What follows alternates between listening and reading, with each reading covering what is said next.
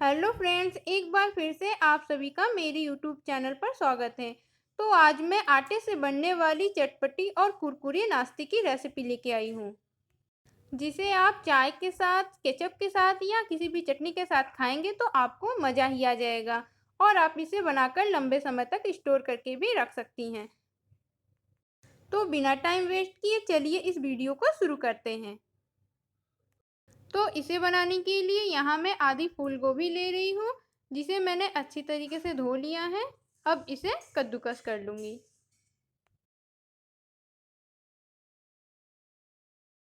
अब मैं एक आलू लूँगी, उसे पील करके अच्छे से साफ करके उसे भी कद्दूकस कर लूँगी।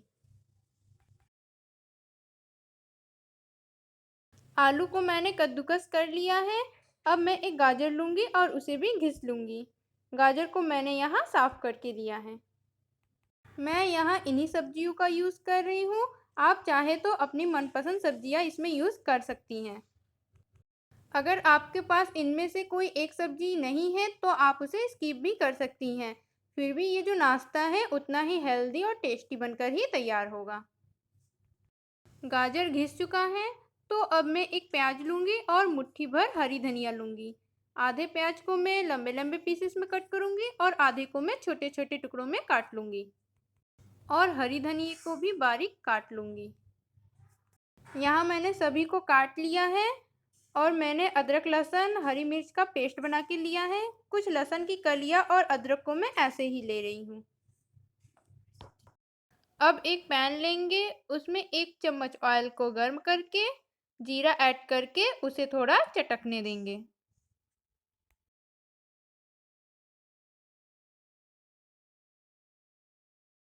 जब जीरा चटक जाए तब उसमें अदरक लहसुन का पेस्ट ऐड करके उसे तब तक पकाएंगे जब तक कि उसका कच्चापन दूर ना हो जाए।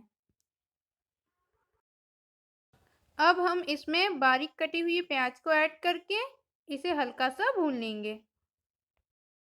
ये जो रेसिपी है ये बहुत ही डिलीशियस बन के तैयार होने वाली है। तो बिना स्किप किए आप लोग इसे लास्ट तक ज़रूर देखिएगा। और इसी के साथ ही मैं इसमें ऐड कर रही हूँ मुट्ठी भर कटी हुई हरी धनिया, हरी मिर्च का पेस्ट, गोभी, गाजर, आलू जिसे हमने पहले ही कद्दूकस करके रखा था उसे भी इसमें ऐड कर दूंगी। इन्हें थोड़ा सा मिलाने के बाद इसमें आधा चम्मच चिली फ्लेक्स और स्वाद अनुसार नमक ऐड करके इन्हें कुछ सेकंड तक पका लूँगी। लगातार से चलाते हुए मैं इसे मीडियम फ्लेम पर कुछ सेकंड तक पका लूँगी। इसे पकाने में ज़्यादा समय नहीं लगता है। यहाँ मैं इस बड़े वाले ग्लास का 1 ग्लास पानी भी इसमें ऐड कर रही हूँ। पानी ऐड करने के बाद हमें गैस के फ्लेम को हाई कर देना है और इसमें एक उबाल आने तक इसे पकाना है। जब तक इसमें उबाल आ रहा है तब तक हम लोग देख लेते हैं कि हमें गेहूं का आटा कितना चाहिए। तो यहाँ मैं 1 कटोरी गेहूं का आटा ले रही हूँ। आप चाहे तो चावल का आटा भी यूज़ कर सकती हैं। तो देखिए यहाँ उबाल आ चुका है। इसे थोड़ा सा चलाने के बाद जो हमने 1 कटोरी गेहूं का आटा लिया था उसे इसमें ऐड कर दूंगी। आटा ऐड कर देने के बाद हमें गैस के फ्लेम को लो कर देना है और लो फ्लेम पर ही लगातार से चलाते हुए हमें इसे डो फॉर्म में बना लेना है। लगातार से इसे हमें चलाते रहना है ताकि ये नीचे से लग न जाए। हमें जो पैन लेना है वो मोटे तल वाला लेना है ताकि ये नीचे से लगे ना।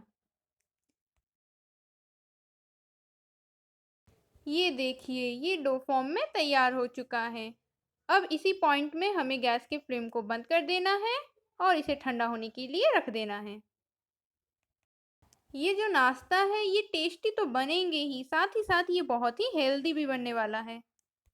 जब तक ये ठंडा हो रहा है तब तक हम दूसरा काम कर लेंगे। एक तवा लेंगे, उस पर 1 चम्मच ऑयल को डालकर उसे अच्छे से गर्म कर लेंगे। जब तेल गर्म हो जाए तब उसमें थोड़ा सा जीरा और आधा चम्मच सौंफ को डालकर उसे थोड़ा सौटे कर लेंगे। ये देखिए जीरा और सौंफ जो है वो सौटे हो रहा है।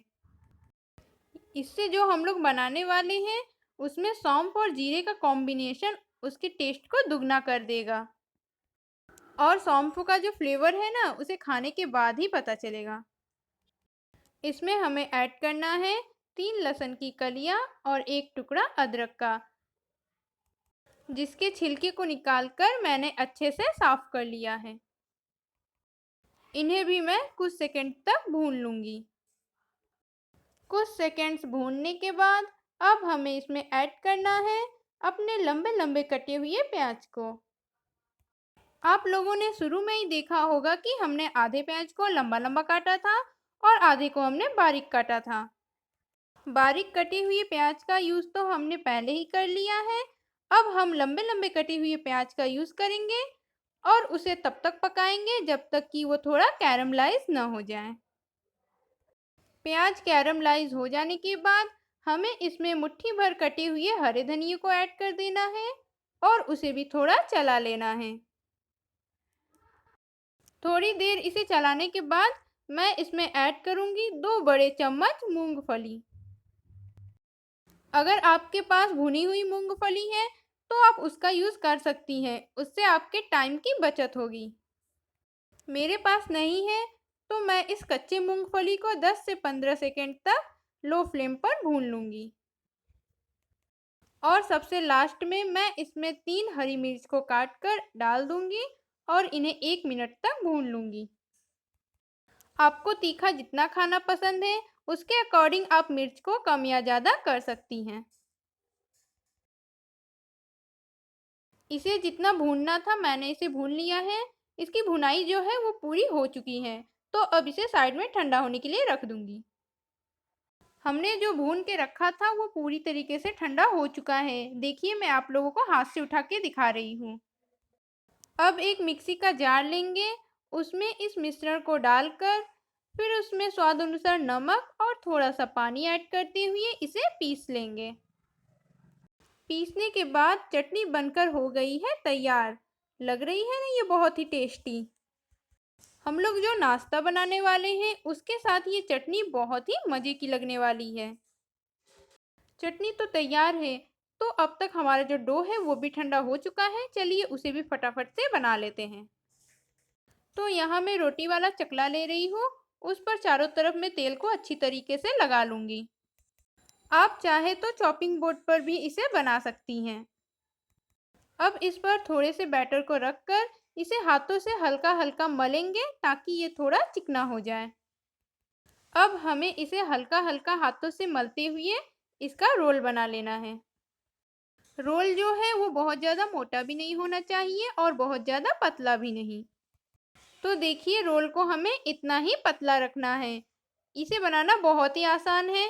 इसे आप लंबे समय तक स्टोर करके भी रख सकती हैं। तो चलिए अब इसकी कटिंग कर लेते हैं।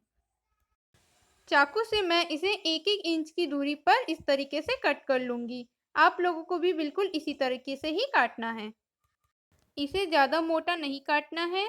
मैं इसे इसी तरह का ही शेप दे रही हूँ। आप चाहे तो किसी भी तरह का शेप दे सकती हैं। इसे बनाना बहुत ही आसान है, तो आप लोग इस रेसिपी को एक बार ज़रूर ट्राई कीजिएगा। आप लोगों को मज़ा आ जाएगा।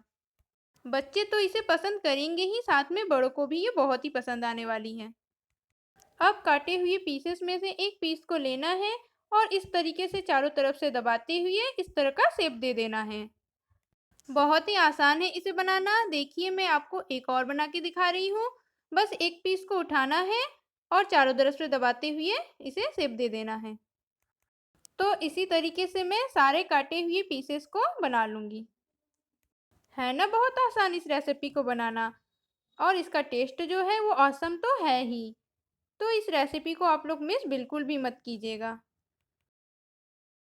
यहाँ मैंने सारे को बना लिया है। आप इसे बनाकर फ्रिज में स्टोर करके भी रख सकती हैं और जब आपका मन हो तब आप इसे निकाल कर फ्राई करके सर्व कर सकती हैं। तो बढ़ते हैं अगले प्रोसेस की तरफ जहाँ हम इसे फ्राई करेंगे। मैंने पैन में ऑयल को गर्म कर लिया है। अब एक एक करके इसे इसमें डालती जाऊंगी। हमने जो इसे छोटा छोटा इस तरह का शेप दिया है ना, इसकी वजह से ये एक बार में बहुत सारे फ्राई हो जाते हैं और टाइम भी ज़्यादा नहीं लगता है क्योंकि एक बार में इतने सारे जो फ्राई हो जाते हैं। हमें इसे ऐड करने से पहले तेल को हाई फ्लेम पर अच्छे से गर्म कर लेना है, तभी इसे इसमें ऐड करना है। और इसे ऐड करने के बाद हमें फ्लेम को मीडियम कर देना है। अगर तेल अच्छी तरीके से गर्म नहीं होगा तो ये नीचे से चिपक जाएगा और ये ऑयली बन के तैयार होगा। तो हमें इस बात का ध्यान रखते हुए ही इसे फ्राई करना है। अगर इस तरीके से फ्राई करेंगे तो ये बिल्कुल भी फटेंगे नहीं और बहुत ही क्रिस्पी बन के तैयार होंगे। इसे मीडियम फ्लेम पर पकाते हुए मुझे 2 मिनट हो चुके हैं। 2 मिनट बाद मैं इसके साइड को चेंज कर दूंगी। आप लोग देख सकते हैं इसमें कितना अच्छा कलर आया है। इसे मैंने दूसरे साइड से भी 2 मिनट तक फ्राई कर लिया है। ये पूरी तरीके से फ्राई हो चुका है। अब मैं इसे निकाल लूँगी और गर्मा गर्म ही सर्व करूँगी, क्योंकि गर्मा गर्म ये खाने में बहुत ही मज़े की लगती है। यहाँ मैंने इसकी प्लेटिंग कर ली है। ये बहुत ही क्रिस्पी बन के तैयार हुए हैं। आइए मैं आपको एक तोड़ कर दिखाती हूँ। देखने से ही ये बहुत ही लाजवाब लग रहा है। और हमने जो साथ में चटनी बनाई है, उसके साथ इसका जो स्वाद है वो दुगना हो जाता है। तो आप लोग इस नाश्ते को और इस चटनी की रेसिपी को कब ट्राई कर रहे हैं, कमेंट बॉक्स में ज़रूर बताइएगा और एक बार इस रेसिपी को ज़रूर से ट्राई कीजिएगा। ये थी मेरी आज की रेसिपी। उम्मीद करती हूँ कि आप सभी को अच्छी लगी। अगर अच्छी लगी तो लाइक शेयर भी ज़रूर से कर दीजिएगा और अगर आप मेरे चैनल पर नए हैं तो मेरे चैनल को सब्सक्राइब भी ज़रूर कर दीजिएगा। मैं आप लोगों से फिर मिलूंगी इसी तरीके के एक धमाकेदार रेसिपी के साथ। तब तक के लिए टाटा बाय बाय।